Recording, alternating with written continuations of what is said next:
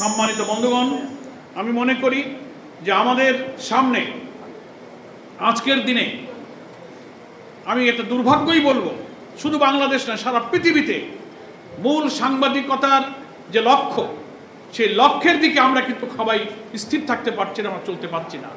এখানে অনৈতিকতা, সুবিধা, স্বার্থ আমাদেরকে ঘিরে বলে এই পেশার মর্যাদা সম্মানকে ক্ষুণ্ণ করছে। আমরা দেখতে পাচ্ছি বাংলাদেশের সাংবাদিকতার দিকেও যদি তাকাই, বিভিন্ন গণমাধ্যম, সংবাদপত্রের মিডিয়া হাউসগুলো যেন কোনো ব্যক্তির, ব্যবসায়ীর বা কোনো পুঁজি মালিকের পুঁজি রক্ষা, কোনো রাজনীতিকের রাজনৈতিক স্বার্থ রক্ষা, অর্থনীতি এবং দুর্নীতি লুটপাটের পাহারাদার হিসেবে অনেক কর্পোরেট হাউস গড়ে উঠেছে। মিডিয়াকে তারা সেই সাথে ব্যবহার করছে।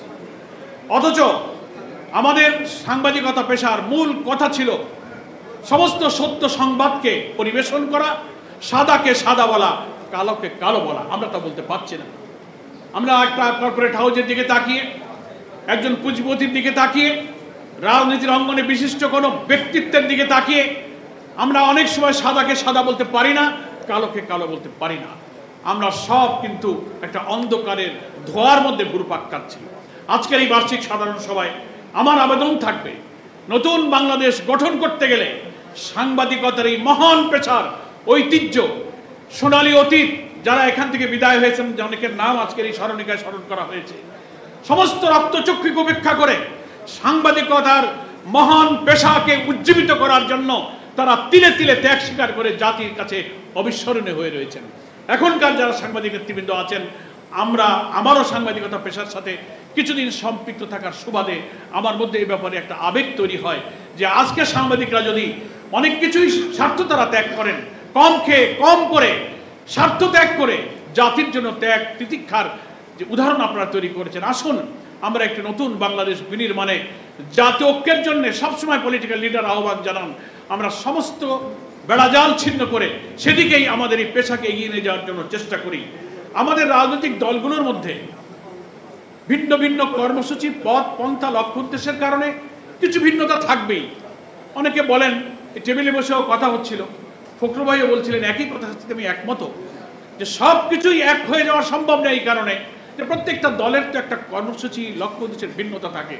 কিন্তু এটাও ঠিক যে কিছু কমন ইস্যুতে একটা ন্যাশনাল কনসেনসাস থাকতে হবে, যাতে জাতির কঠিন সময়ে আমরা রাজপথে ফ্যাসিবাদ বিরোধী আন্দোলনের মতো একটা সময় দাঁড়াতে পারি। তার মধ্যে প্রথম হচ্ছে যে আমাদের এই বাংলাদেশকে আমরা একটা corruption free country, corruption free একটা ইকোনমি হিসেবে গড়তে চাই। এ ব্যাপারে তো বিএনপি, জামাত সহ কোনো দলের মধ্যে তো দ্বিমত নেই। দুর্নীতিকে আমরা প্রশ্রয় দিব না। দুর্নীতি দমনের কমিশন, কালকে সরকার প্রধান উপদেষ্টাও বলেছেন যে আগামী নির্বাচনে দেশকে যদি দুর্নীতিমুক্ত করতে চান, তাহলে দুর্নীতির সাথে যাদের সম্পর্ক তাদেরকে না বলুন। এই দুর্নীতিবাজদের বিরুদ্ধে না বলার জাতীয় ঐক্যের ব্যাপারে কোনো দলের মধ্যে দ্বিমত নাই। যদি আমরা এখানে ফ্রেশ হতে পারি, দেশটা ভালো থাকবে। আমাদের শিক্ষা ব্যবস্থার মোরাল এডুকেশন, উৎপাদনমুখী কারিগরি শিক্ষার ভিত্তিতে নতুন তরুণ প্রজন্মকে যদি বিশ্ববিদ্যালয়, কলেজ, স্কুল, মাদ্রাসা, ইউনিভার্সিটি শিক্ষা শেষে সকলকে আমরা কাজ দিতে পারি, দক্ষ তারুণ্যের উচ্ছ্বাসে এই বাংলাদেশ আবার আমাদের লাল সজীবের পতাকা পৃথিবীর উন্নত দেশের মতো করে পথ করে উঠতে পারবে।